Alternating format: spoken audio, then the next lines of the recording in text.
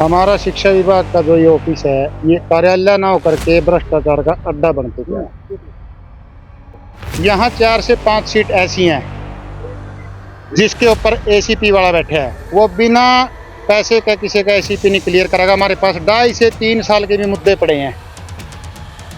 किसी ने अपना मेडिकल क्लियर करवाना है तो 1000 रुपये 2000 रुपये, जिसके आगे उसका बिना सीक्वेंस के भी उसकी फाइल बीच में से निकल के भी क्लियर। सरकार तो क्या जीरो टॉलरेंस, ये तो भ्रष्टाचार का अड्डा है जी। एलटीसी का मुद्दा है, किसी टीचर को यहाँ से एलटीसी का बजट जब तक अलाट नहीं होगा, जब तक उसके पैसे इनके पास नहीं जाएंगे। नमस्कार, इस समय हम जिला मौलिक शिक्षा अधिकारी के कार्यालय के बाहर हैं और आप देख सकते हैं कि प्राथमिक शिक्षक संघ के सदस्य वो यहाँ पहुँचे हैं। उनकी कुछ मांगे हैं। मांगे भी आपको बता दें कि ACR x gratia, ACP ACR से संबंधित या मेडिकल से संबंधित उनका आरोप है कि जितनी भी जो फाइलें यहाँ आती हैं उनको लंबित कर दिया जाता है। जो बजट स्कूल के आते हैं उनको भी यहाँ कहीं ना कहीं लटकाया जाता है। इसी के जो विरोध में आज प्राथमिक शिक्षक संघ के सदस्य यहाँ जिला शिक्षा मौलिक अधिकारी के कार्यालय के सामने बैठ गए हैं, नारेबाजी कर रहे हैं, धरने कर रहे हैं। क्या कुछ आरोप उन्होंने लगाए हैं कि किस तरह से फाइलों को क्यों लटकाया जाता है, असली कारण क्या है। और आपको बता दें कि एक हफ्ता पहले यहाँ से जो क्लर्क है एसीपी मामले में रिश्वत की मांग को लेकर रंगे हाथों भी विजिलेंस के हाथों पकड़ा गया था। तो आज फिर ये जो प्राथमिक शिक्षक संघ के सदस्य यहाँ पहुंचे हैं, तो क्या कुछ इनकी डिमांड है, क्या कुछ वाकया में जो फाइलें हैं वो लंबित रखी जाती हैं या नहीं रखी जाती हैं, तो इनसे बातचीत भी कर लेते हैं। और जो डीडब्ल्यूओ साहब हैं उनसे भी बातचीत करेंगे कि उनका इस पर क्या कुछ कहना है। मेरा नाम सुरेंद्र माजरा है सर।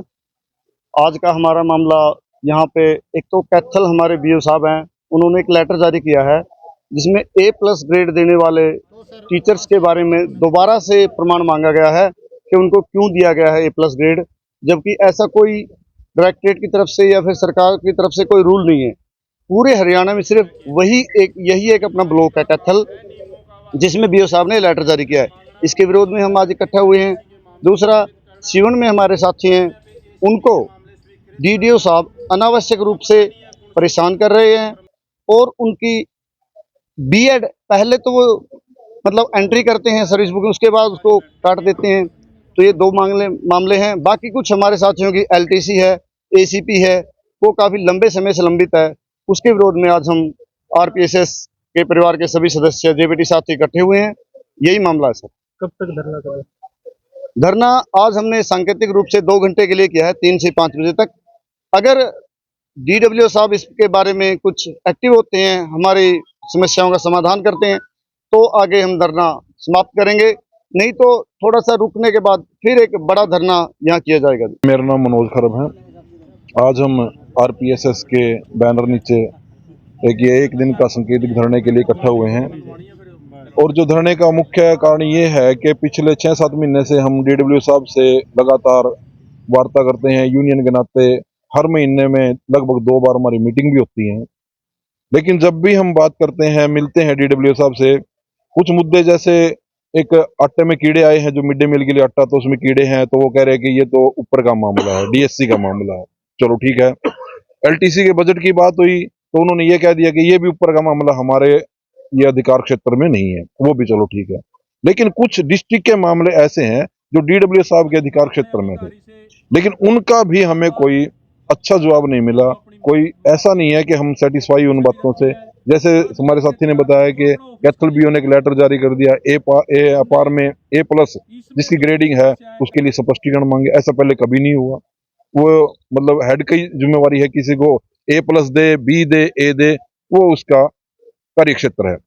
दूसरा, सीवन ब्लॉक में लगभग 3-4 महीने से एक मिडल एड है, उसकी वजह से सारा स्टाफ परेशान है।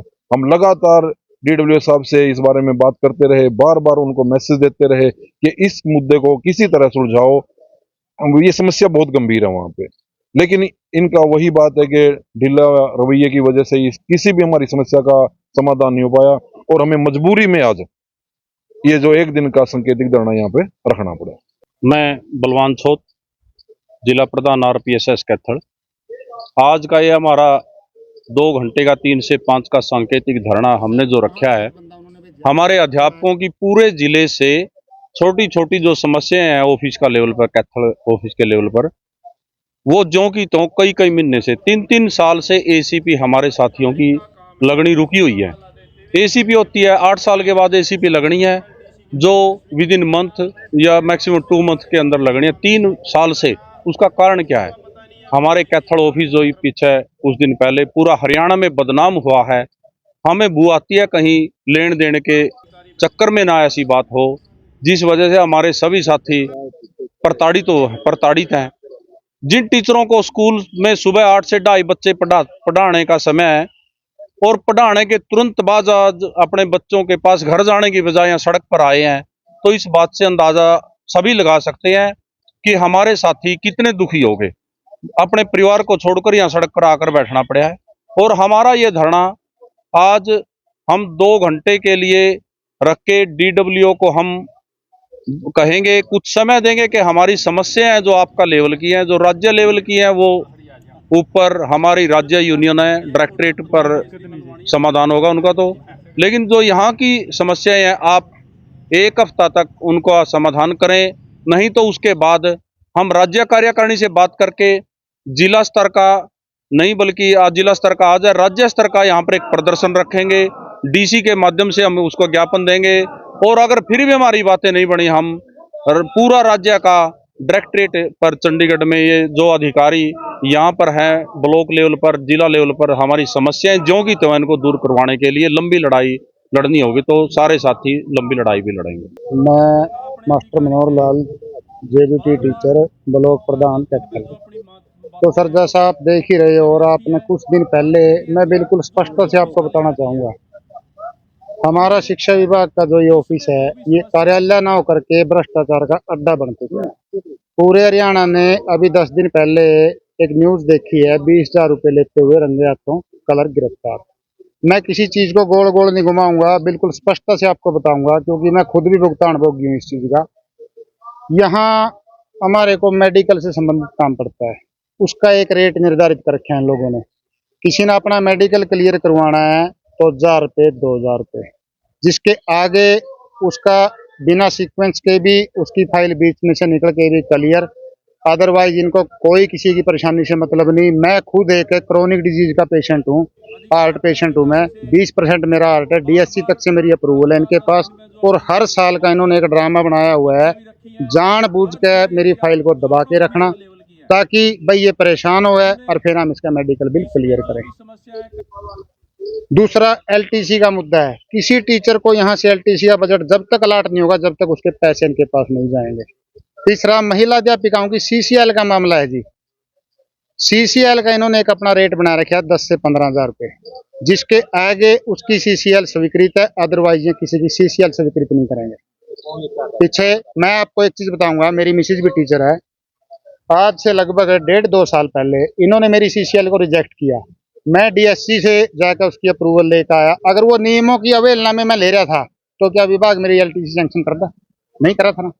और इन्होंने उस चीज को जानबूझ कर गमाया। जो मैं बताता हूँ आपको, यहाँ 4 से 5 सीट ऐसी हैं जिसके ऊपर ACP वाला बैठा है, वो बिना पैसे का किसी का ACP नहीं क्लियर करेगा। हमारे पास 2.5 से 3 साल के भी मुद्दे पड़े हैं। ऐसे टीचर भी फॉर एग्जाम्पल हैं यहाँ भी, जिनके 2.5 से 3 सालों के ACP जानबूझ कर अननेसेसरी ऑब्जेक्शन लगाकर उनको अटकाया जाने लग रहा है। जैसे अभी उस महिला अध्यापिका का मामला था, उसको ऐसी तरह तंग किया गया था। तो कुछ टीचर मेरे जैसे जो तंग हो रहे हैं वो बोल रहे हैं जी, अगर जो नहीं बोल रहा तो उसको यहाँ इतना परेशान करते हैं कि नीचे से जब तक पैसे नहीं आएंगे उसकी फाइल पे से रिजेक्शन ही नहीं हटेगा।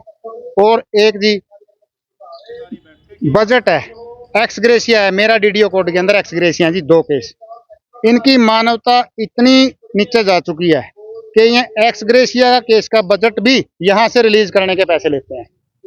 आप बताओ कब तक, एक मान लो मैं एक्सपायर हो गया, क्या मेरे बच्चे इस ऑफिस का, इस कार्यालय के द्वार जाना है कि वह यहाँ रोज आवेंगे और उन्हें किससे मिलना है और उन्हें किससे कैसे बजट रिलीज करवाएंगे?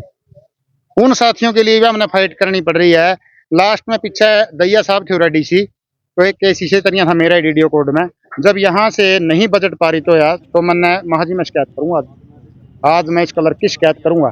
तो वहाँ तक गया, DO साहब ने रिक्वेस्ट करी, नोबेला मेरा नाम मनोहर है जी, नोबेला मनोहर तेरा बजट, तेरा स्कूल का टीचर का बजट आज ही रिलीज करवाया जाए। तो सर वहाँ से एक बंदा उन्होंने भेजा, तो आकर उनको झिड़किया भी कहा भी, तो विद इन 10 मिनट उसका बजट रिलीज हो गया।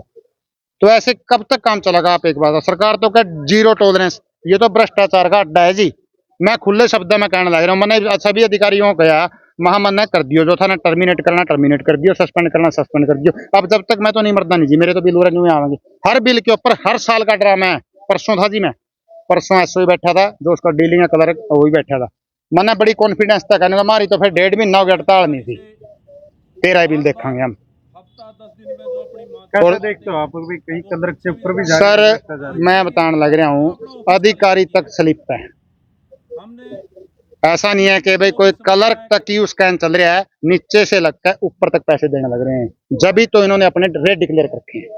क्या मांग करते हो सर? मैं तो सीएम हरियाणा से और शिक्षा विभाग के शिक्षा मंत्री जी से एक ही अपील करूंगा कि जितने कैथल में तो बैठे हैं, मारी तो ट्रांसफर करके चाहे मन है तो मेवात में भेज दो, लेकिन यहाँ जितने भ्रष्टाचारी बैठे हैं ना, इनको एक बार सबको उठाया जाए, नहीं तो यहाँ इन टीचरों का मान सम्मान भी बरकरार नहीं रहने देगा। प्राथमिक शिक्षक संघ के जो सदस्य हैं उनसे मिलने पहुंचे हैं, इनके जो बजट है वो बजट पास नहीं किए जाते, यहाँ तक कि मतलब यहाँ तक कि रिश्वत के आरोप इन्होंने लगाए हैं, और पिछली बार भी एसीबी को लेकर कल यहाँ नहीं, आप बताइए बजट का जो कौन सा वो पास नहीं किया है? एक्स ग्रेशिया वगैरह, एलटीसी वगैरह, जिसमें सभी में चैन बनी हुई है, यहाँ पर भी रिश्वत वो चलती है, जो पैसे दे देता है उसका काम हो जाता है, वरना नहीं होता। ये तो इन्होंने मेरे को कोई इस तरह का नहीं दिया है, यहाँ पर कोई रिश्वत का वो दिया भी आपने? नहीं, रिश्वत का तो इसमें क्या लिखा है? नहीं, बाइट में बोला है, जिन्होंने आरोप लगाए हैं कि यहाँ ऐसी चैन बनी हुई है, बिना उसके रिश्वत के कोई काम नहीं होता। देखिए, मेरे संज्ञान में इस तरह कोई मामला नहीं है। अगर मेरे संज्ञान में कोई मामला आता है मैं तुरंत उसके ऊपर एक्शन लूँगा, सीधी बात ही। और दूसरी बात ये, इन्होंने जो ये मेरे को ये जो डिमांड दी है यूनियन ने, जो 2 ब्लॉक लेवल की हैं, हम दोनों ब्लॉक बीओ से बात करके इनका निपटारा करवाएंगे, और यहाँ DW स्तर की हैं उसका हम यहाँ तुरंत निपटारा करवा देंगे। जो शिकायत सारी दूर की जाएंगी, हमारे लेवल की है, और जो डायरेक्टर लेवल की है वो डायरेक्टर लेवल पर निपटा देंगे। तो सर जैसे ये बजट है, जितनी बजट है अटके, अब तक क्यों इतनी पेंडिंग चल रही है सर? बजट हमारे पास नहीं अटका हो ना, बता लो कौन सा बजट अटका हुआ है? ये बता रहे थे अभी जो भी नहीं, आप दिखाओ ना, बताओ। एक्स ग्रेशिया वगैरह, एलटीसी नहीं, कोई हमारे पास LT का कोई बजट नहीं रुका। ये आपके सामने हमारी डीलिंग है ना। हमारे यहाँ पर DW में कोई भी LTC की कोई पेंडेंसी नहीं है, बल्कि 2 बार डिमांड कर चुके हैं, ठीक है ना, डिमांड कर चुके हैं, ठीक है ना। और अगर इनकी कोई शिकायत अगर कोई BO लेवल के ऊपर कोई शिकायत है तो हम BO से बात करके उसको दूर करवाएंगे।